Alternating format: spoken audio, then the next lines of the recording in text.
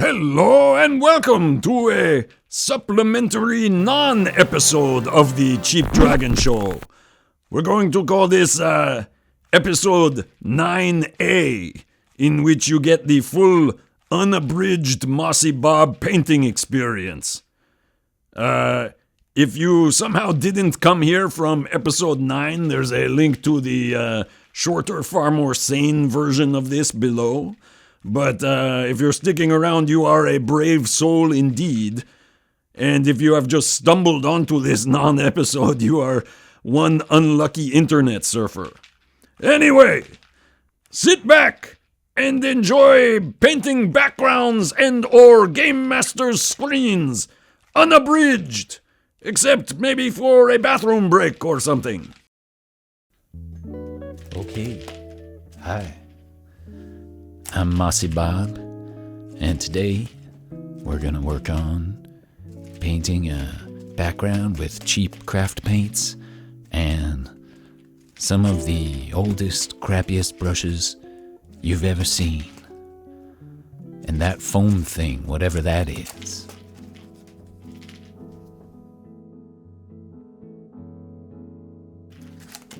So, how are we gonna start this painting? Let's see, we're going to use white, straight out of the bottle white. Maybe not. We're not going to use white. I was just kidding with you.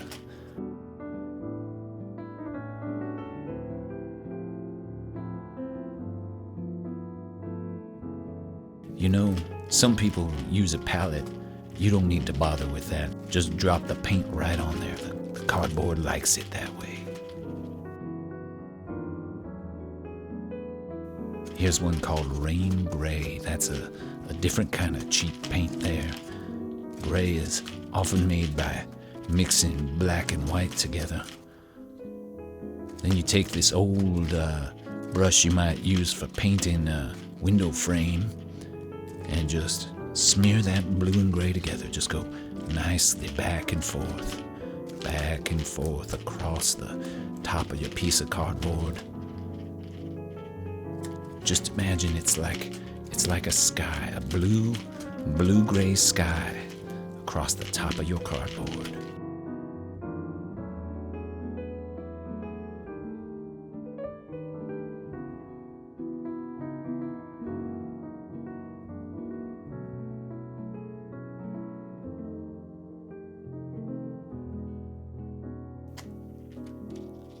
There you go, back and forth.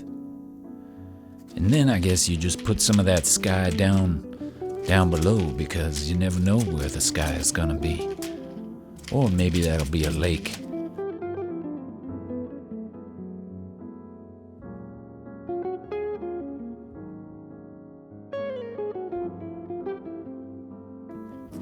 Always try and cover up the parts of the cardboard that are showing through.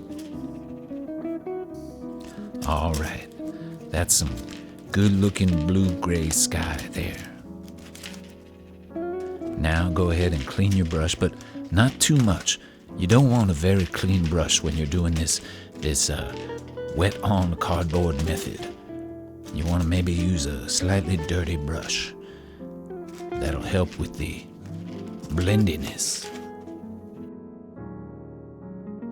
Then you go ahead and drop some brown drops all over the place in slightly triangular dropping positions. And you use this piece of junky gray styrofoam on a stick. That's a classic painter's tool there. Artists use this across the world for making messes or cleaning dishes. And look at that. We've got the outlines of some dirty mountains. Wow. Just beautiful.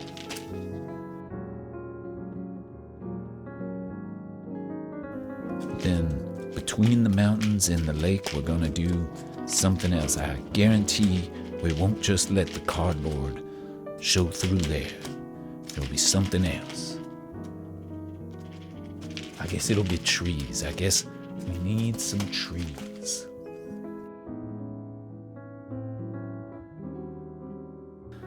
let's take this nice foresty green here and squirt it all over the painting. Just in little drops here and there.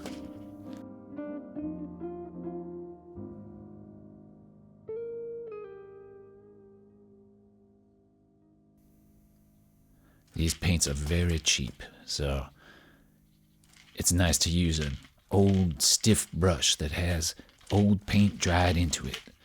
And you just take it, you moisten it just a little bit. You don't want it wet and easy to use. You want it kind of like an old stale bagel. And we're just doing some vertical up and down blobs.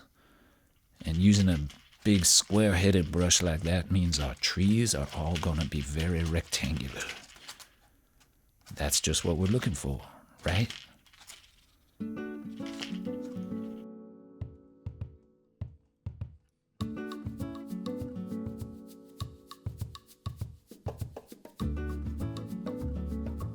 So maybe if you don't want your trees to have square tops to them, you could turn the brush the long way and go up and down, and that would make it a bit more pointy. But whatever kind of trees you want, that's all right.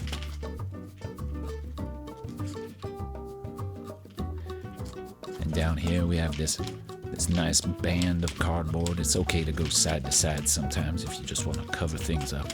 But remember that trees generally grow up and down, not so much side to side. So keep your side to side motions to a minimum, maybe just down in the corners.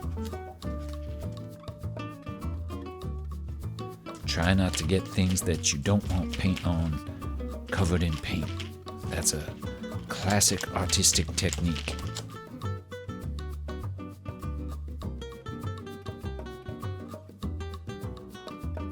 And back to the side motion. This really shows that you know the rules and you're choosing where to break them.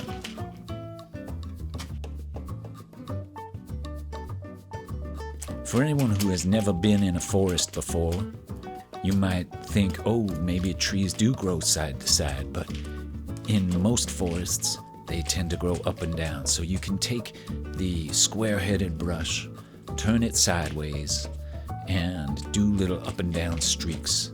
And that'll make it look a bit more like regular tree shapes. If you want irregular tree shapes, that's just fine.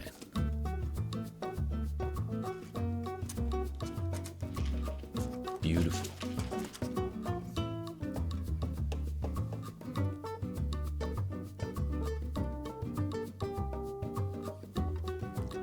Some of the trees should be taller. Go ahead and turn your mistaken motions into big tall trees, just like that one right there. And you don't want them to look like a saguaro cactus if they are in a conifer forest, unless of course you're working with some sort of alien landscape. That's just fine. If your brush has too much paint on it, just put it somewhere else on the picture. That's fine. We're going to cover everything up again, so no need to worry.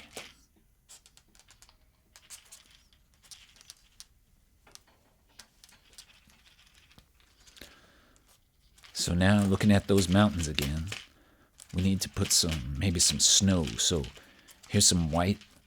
And again, we're just dropping the paint right on. We don't have a canvas. We have a cardboard. Just drop that paint right on the cardboard. That's nice. It looks like somebody spilt just a little mayonnaise packet right on your mountains. And then you take this strange stick.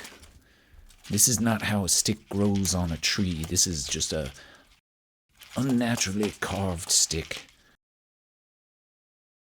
It is useful for sculpting or maybe pushing some paint around. So we're going to use the edge of this strange stick to push this paint around.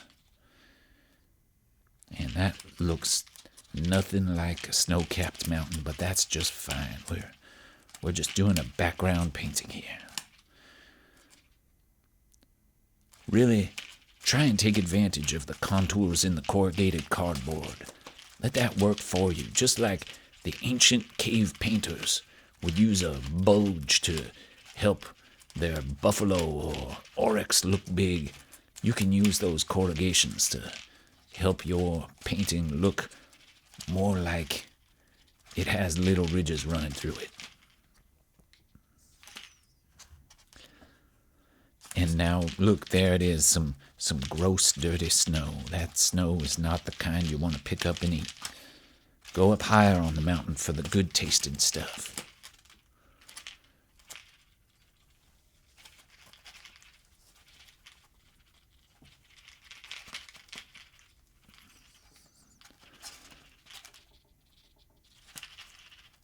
Now we're just trying to clean up a little bit, still using that strange stick. It's a very useful artist tool. Only artists have a tool like that no one else knows how to use. If you get one of those tools, you're automatically an artist. Congratulations.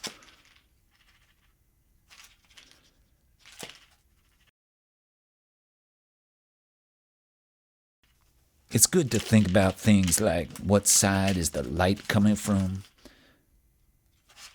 It might be good to think about that before you start painting, but that's not the method we're employing here. This is a very improvisational method. It's the commedia dell'arte de arte.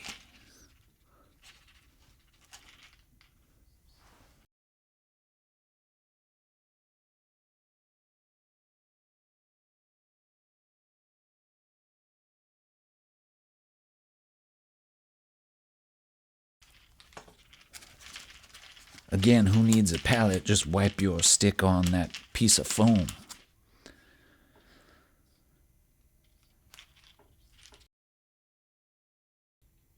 Or you can use the stick to fix things up around the trees.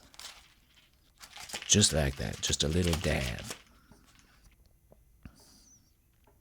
Very nice. Very nice. All right.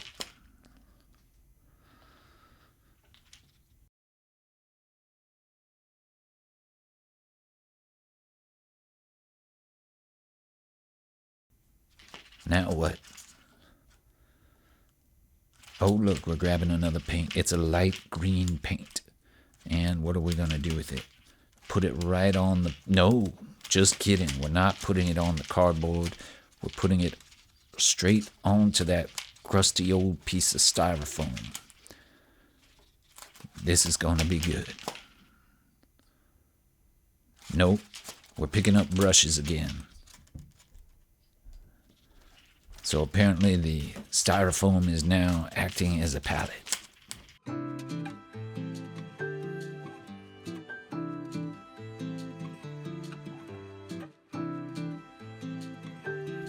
Usually light comes from above, so you might want the upper portions of your trees to be highlighted. Or just everywhere in this case, that's just fine.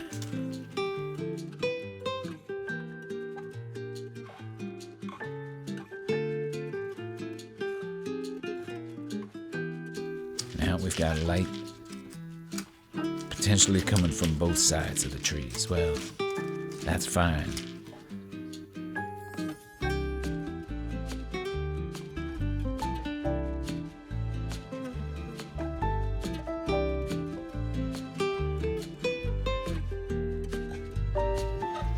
Oh, we've got the square-headed brush again.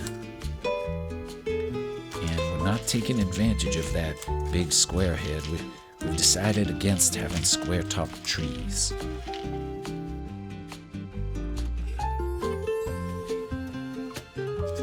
It's always good to remember that this painting is going to be a background behind miniatures. Maybe it's going to be a Game Master screen, but a good portion of it is going to be covered up by other little things in front of it. So when it comes to the bottom portion, you can just sort of let it go.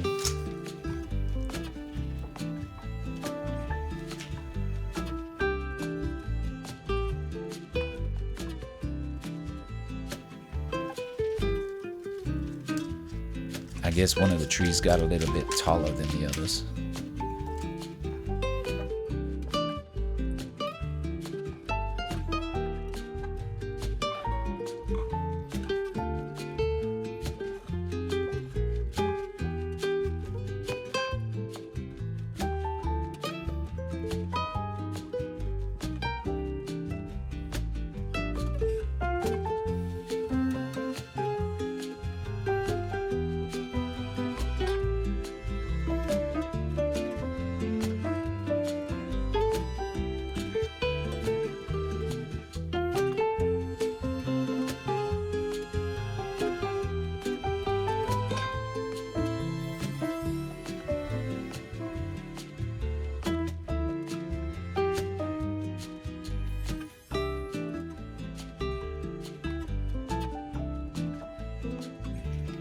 And we're back. Welcome back. I'm Mossy Bob, and we're just putting a little bit of light green around those trees to help define them. It's not just a big blob of dark green as you might have thought before. Forests have texture.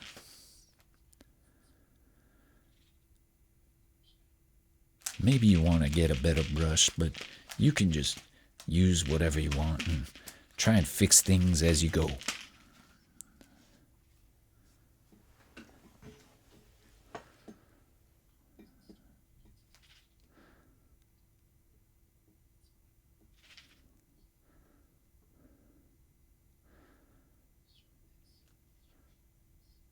Now we're going to try doing a little bit more vertical striping with the light green.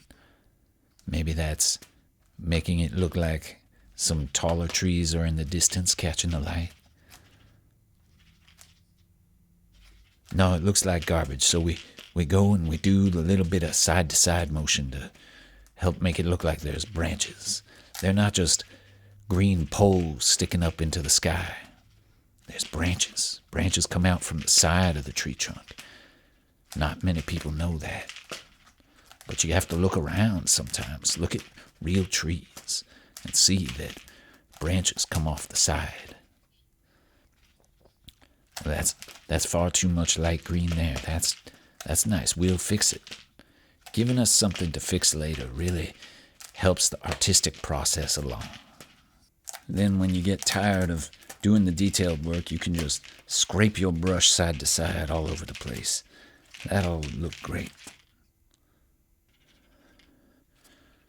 Now we're still working on that forest. This forest has a lot of trees, so it takes a while.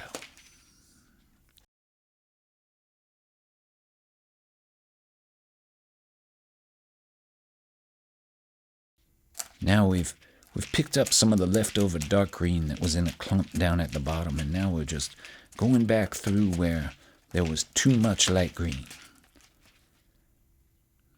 And it doesn't work. That looks rather poorly. That's okay. Throw that brush in the water cup. That'll show it. Now, after taking your brush from the water cup, it is likely very wet. So you can either put that water on your painting and make an even bigger mess, or just put it aside and ignore it. Now we're throwing some brown down around between the lake's edge and the forest.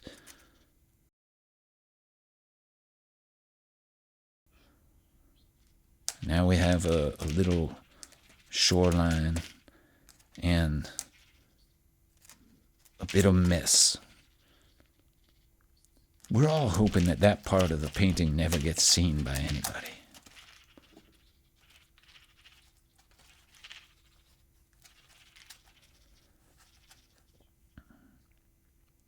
Now we have a green-brown mess. That looks like pea soup that is turned, or old guacamole. You know, guacamole is one of those inventions that everybody seems to like. Let's get more highlights on this painting. So, grab that old stick. We'll use that for something now. Hold it above the painting for several seconds, contemplating, thinking about where best to poke the painting.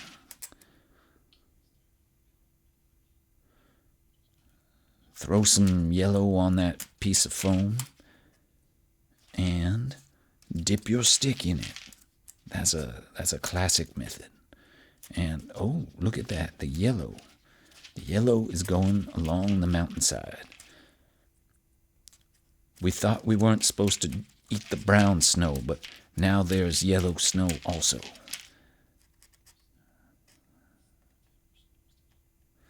Stay away from that portion. Apparently, somebody has only peed on one side of these mountains. That's okay. In nature, you can pee wherever you like.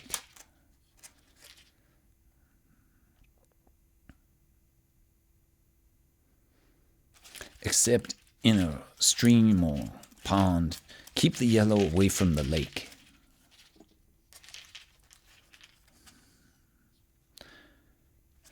Oh, I see. It's actually the highlights. It's where the sunlight is falling on the mountain. And it doesn't look particularly convincing, but we'll see.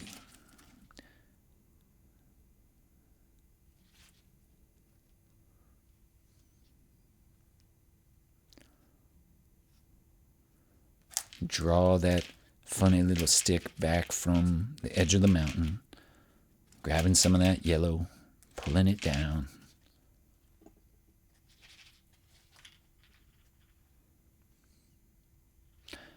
If you happen to make a blob of yellow, just turn it into another little mountain peak. That's fine. Some people think it takes millions of years to form mountains, but it actually just takes a couple of seconds and a misplaced blob of yellow paint. And now we have some yellow going on the wrong side of the mountain. That's unexpected. There might be two suns, or somebody shining a halogen spotlight on that side of the mountain. It's unclear. We'll figure it out as we go. Yes, this experiment in highlighting is so far a bit of a disaster. But that's all right. Just keep going. There's some unwanted yellow in the trees. Oh no, so we're just rolling with it. We're just adding more.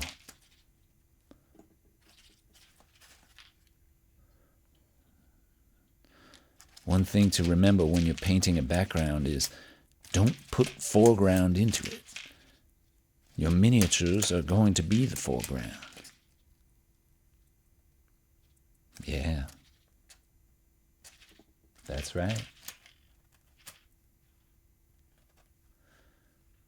Sometimes when I'm painting, I get tired or contemplative.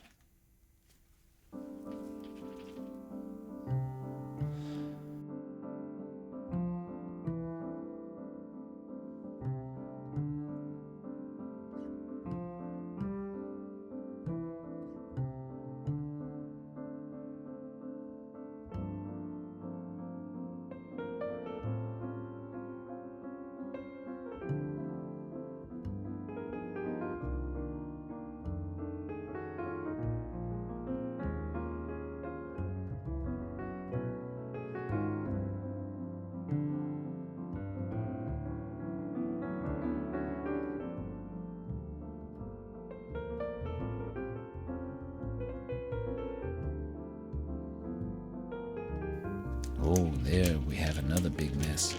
Now the yellow has spread itself from that ugly mountainside all the way down to our forest. It's like an enormous giant just had to relieve itself all over the landscape.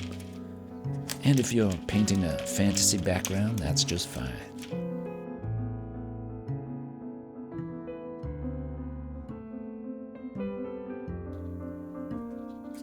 we've got some very long yellow blobs over towards the left-hand side of the painting. So once you screw up in one place, you have to take that same paint and repeat your screw up all throughout the painting. Otherwise, the first mistake will stand out and feel very lonely. You have to surround it with other mistakes. That's how you make good artwork. We've got a big mess of yellow scattered around the painting, so let's get some more yellow.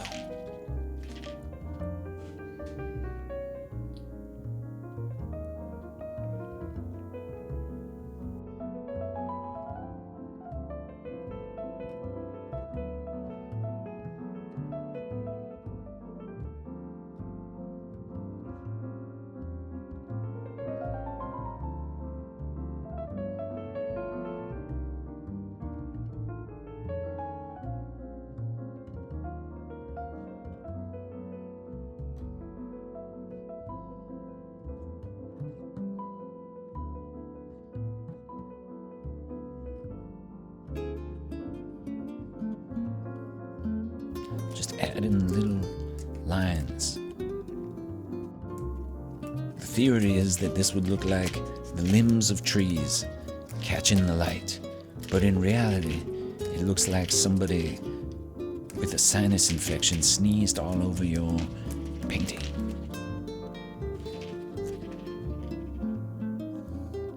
Theory and reality don't always match up.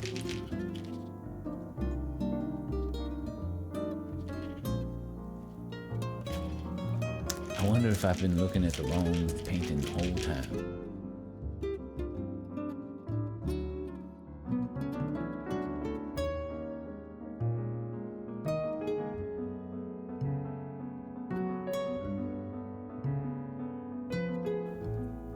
Okay, now we have a scene that resembles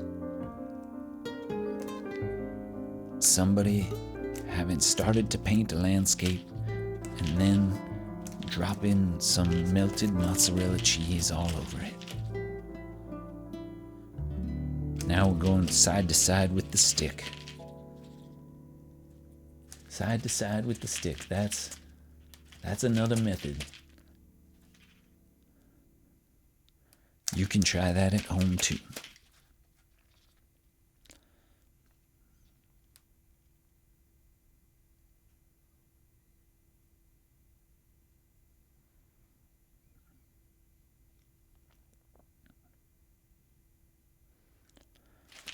I don't know if we're going to keep the original soundtrack of the painting in here, but it's very ASMR-like. You can just listen to that little stick scraping the cardboard and just be carried away into another world.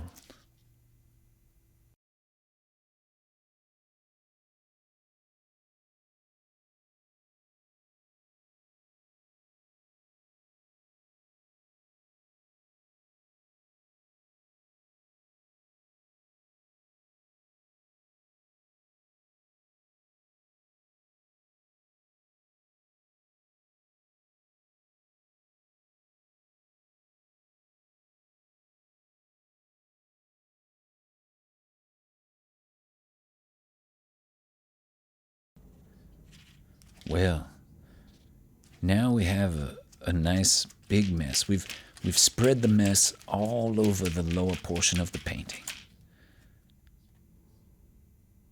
So sometimes if you let the paint dry too much, which happens with these 99-cent paints, then you can't mess with them too much. You just have to put more paint over it.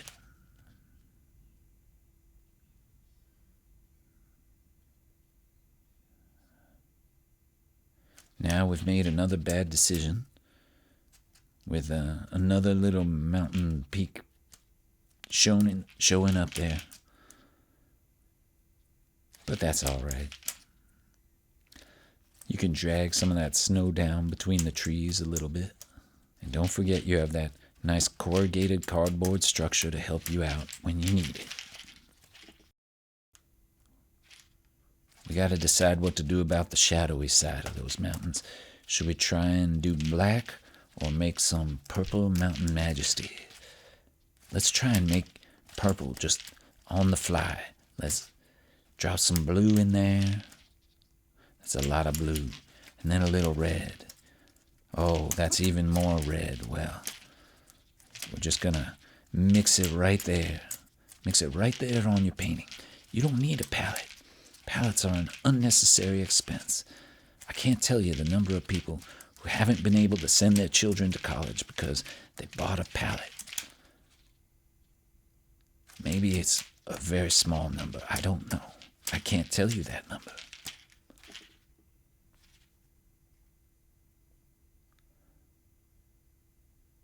Well, that side looks all right. There's still a giant blob of blue and red way over on the left, but where you've moved it to, that looks okay. Maybe there is something to this use a palette theory.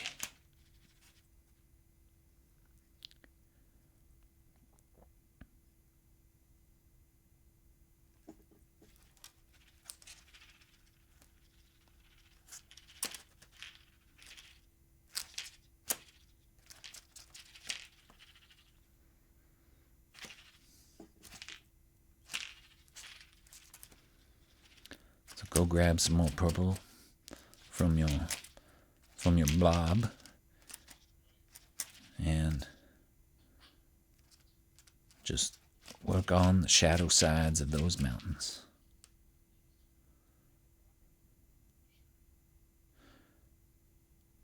Spread that big red and blue mess over there.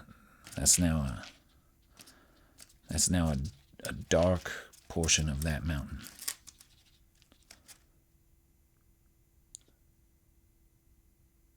Actually, you might have saved it a little bit. That's okay.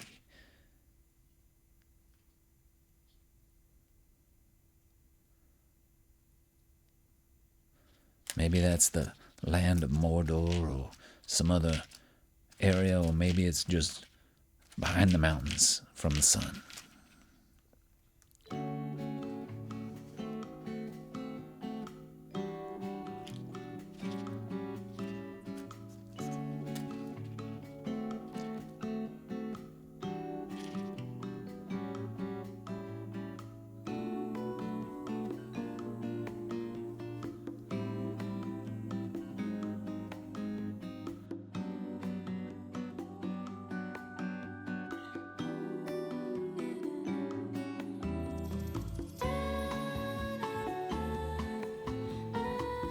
Well, we had to go away for a little bit, but now we're back. Most of the painting is dry, but some of it is still wet. And we've established pretty definitively which side the sunlight is coming from.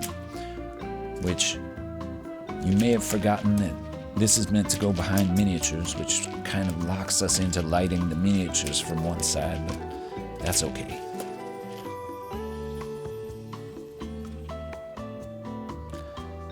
I think the sky is looking a little monotone, so I think we're going to try and have a lighter side to the sky and a darker side to the sky.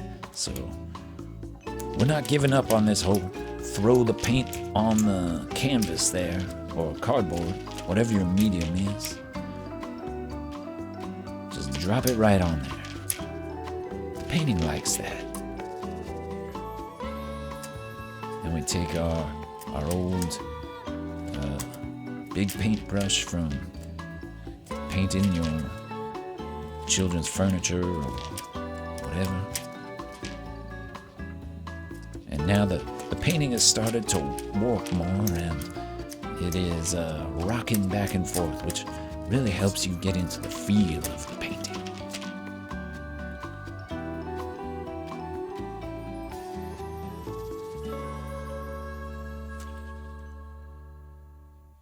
Some people might say that you should get the sky done before you paint things on the foreground, but we're not following that method. This painting needs more yellow dots, so let's go throw some in the sky also. Oh, that's a lot of yellow. more gray to counterbalance that yellow. And why not add some more blue?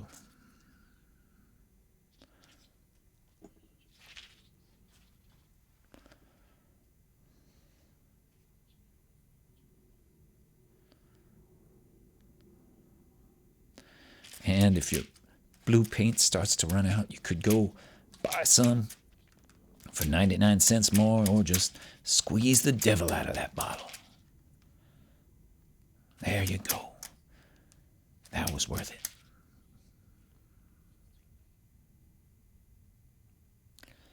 Side to side, always just like if you were training for a karate tournament.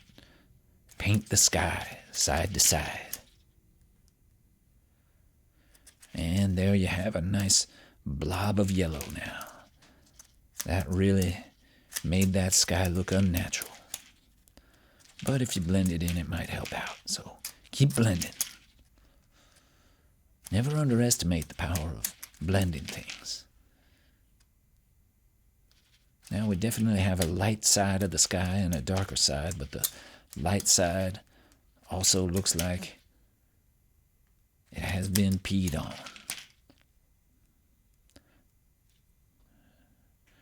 Yeah, we need some gray to counteract that.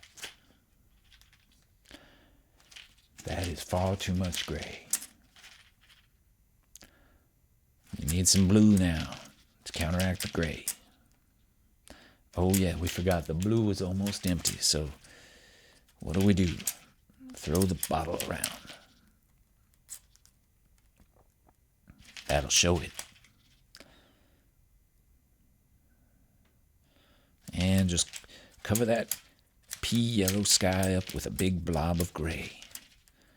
Now your sky is very boring and uninteresting. But if you just keep up with that side-to-side motion and give the blue one more shot, maybe you'll end up with an interesting-looking cloudy sky.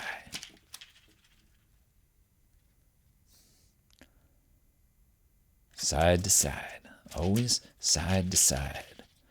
Just like trees generally grow up and down, skies generally grow side to side.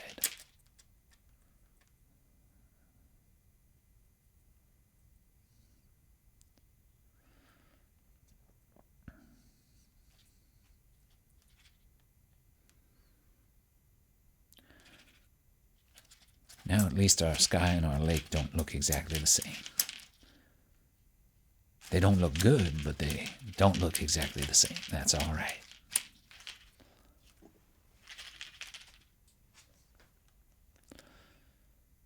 And just do a little bit of touch-up. Some people might say you should get a finer detailed brush for the close areas, but you can just use that big bristly brush that you've been using and just try and touch it very gently. It likes that.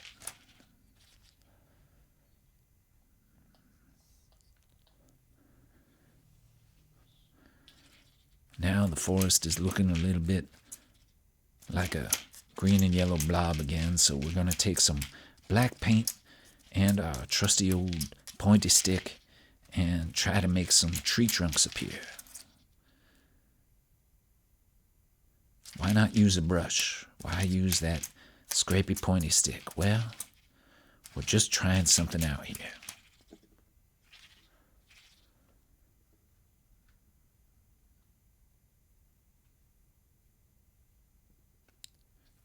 We can't really say this works, but it's something.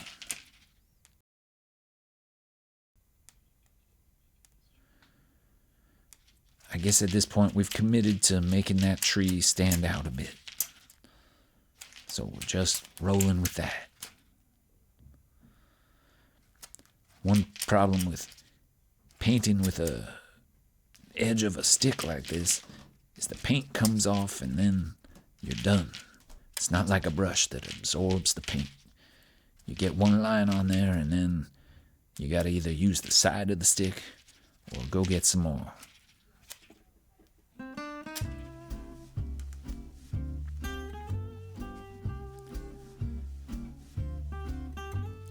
Now we're just pretending to add tree trunks. You can't see them, but they're there.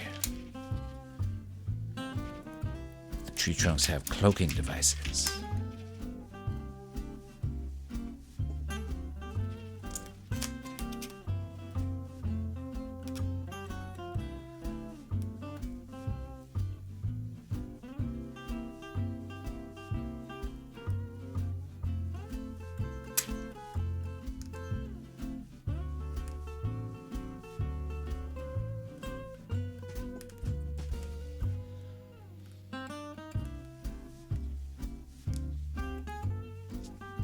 It appears that this method doesn't really work, but we're just sticking with it. We're just not giving up. This is a stubborn approach to painting.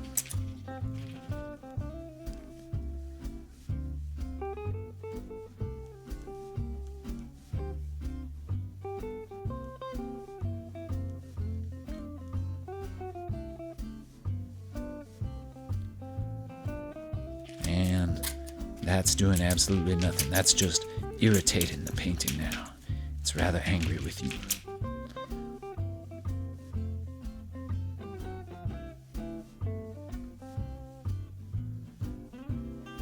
Still trying to get that trunk to show up, but he hasn't learned that this method just doesn't work.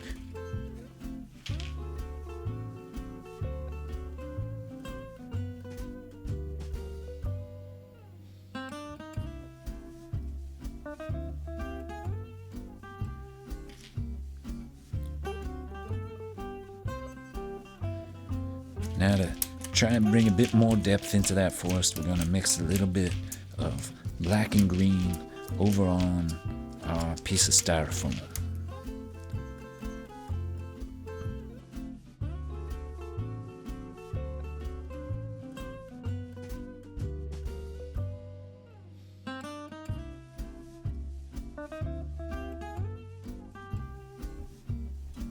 I know what you're thinking.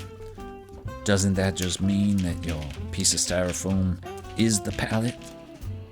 Well, just you wait and see.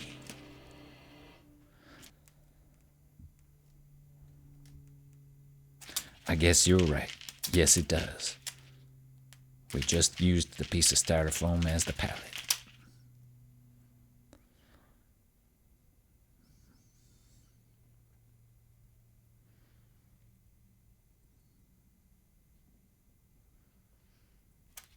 Touch, touch, touch, gentle touches. Try and make friends with the painting. You had irritated it with that stick. Now you have to go back with the brush and touch it gently.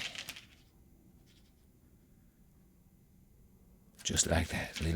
Little gentle dabs. Dab and pull. And push. And scrape.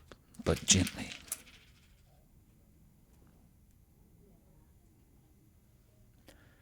All right.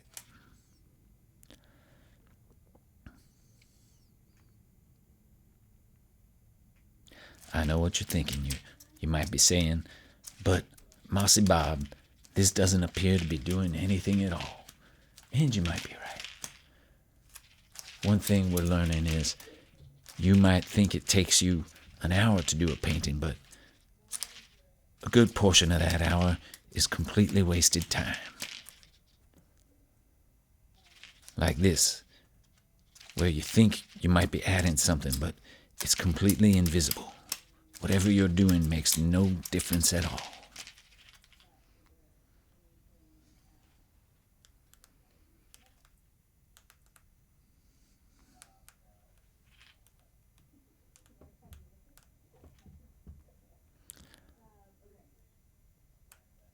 This is a time-consuming process for very little outcome.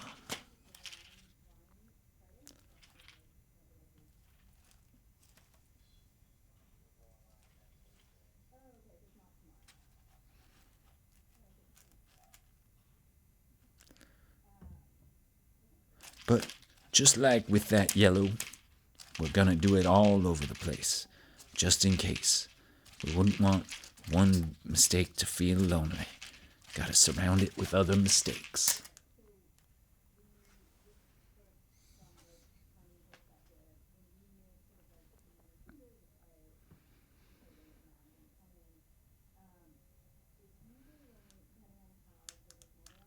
And remember, when you're using that rectangular or square-headed brush, you can turn it one way or the other to have different effects, or just go ahead and start scraping it across side to side because you get tired of whatever it was you were doing.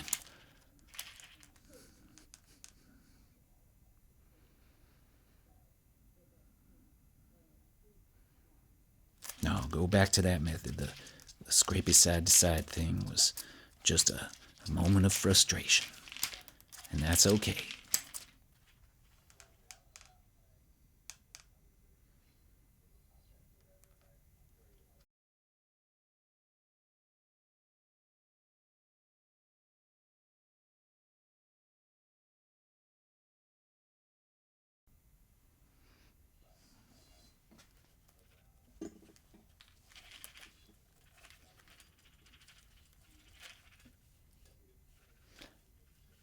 You ever just want to dance a little while you're painting? Ooh, just go side to side, side to side, side to side, just like that. I might release that as a single. Don't jump on my ideas.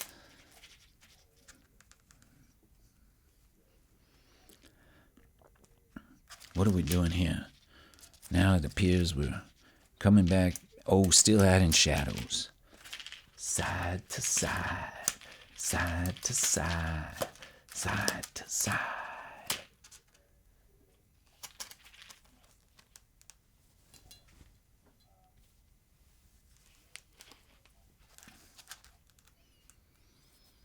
And we're back to just full on scraping the brush. No more eye to detail here, just continuing the mess all the way across the painting.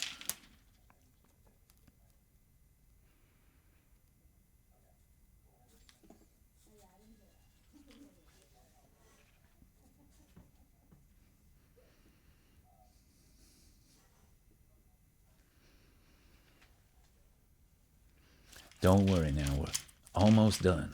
Just a few more minutes left.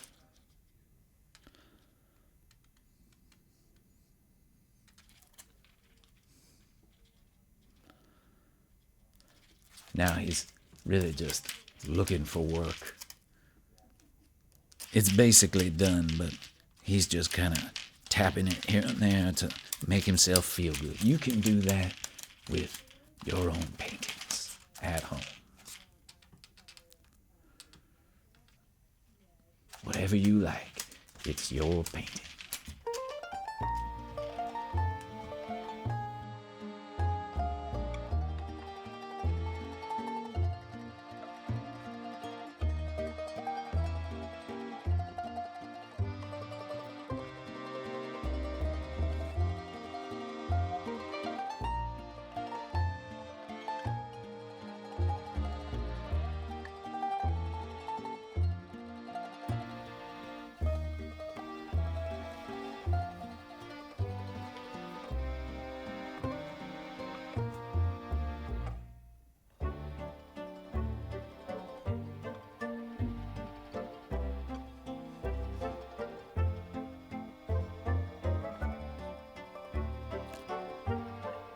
Now we're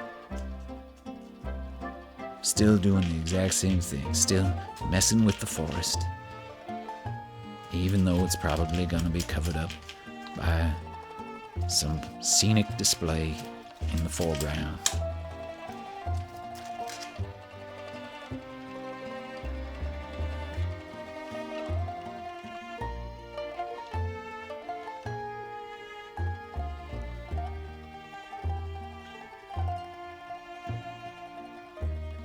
Well,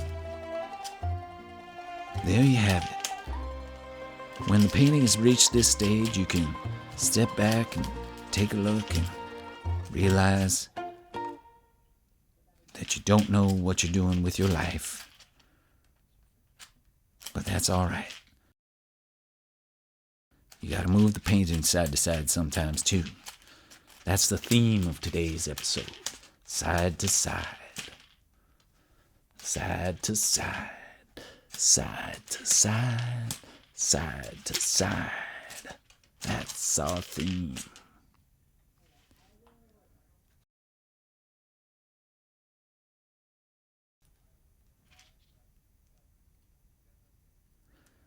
And still dabbing away. Just dab, dab, dab, dab away. It's handy to have a few brushes that have different shapes, or a stick.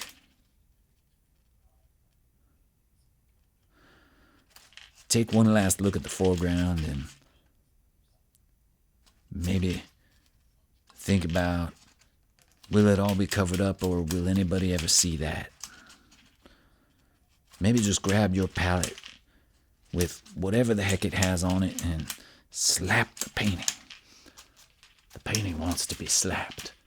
It feels like it's been a bad painting. Just slap it.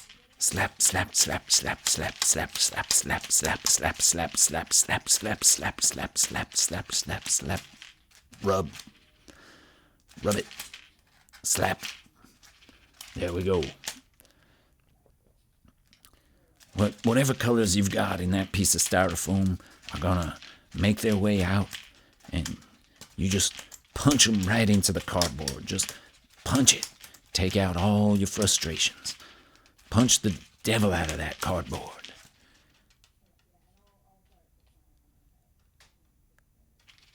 That looks terrible. You shouldn't have done that. You should not have punched the styrofoam into the cardboard. So come back with the little stick and see what you can do about it. That does nothing. Then wave your hands around like there might be something else that could be done to save the front of that painting. But you know, that's it. Cheap craft paints, old brushes, and a piece of scrap cardboard. That's all we got. I'm Mossy Bob. Why don't you go take it and put some miniatures in front of it? Until next time, happy painting. Okay, wow, thanks Mossy Bob, and congratulations to you, the viewer, for sitting through the whole thing. Leave us a comment below and we'll be sure to get back to you. Both of you. Anyway, until next time, if there is a next time, for Mossy Bob, I'm Frugalmax. Don't spend too much. Bye.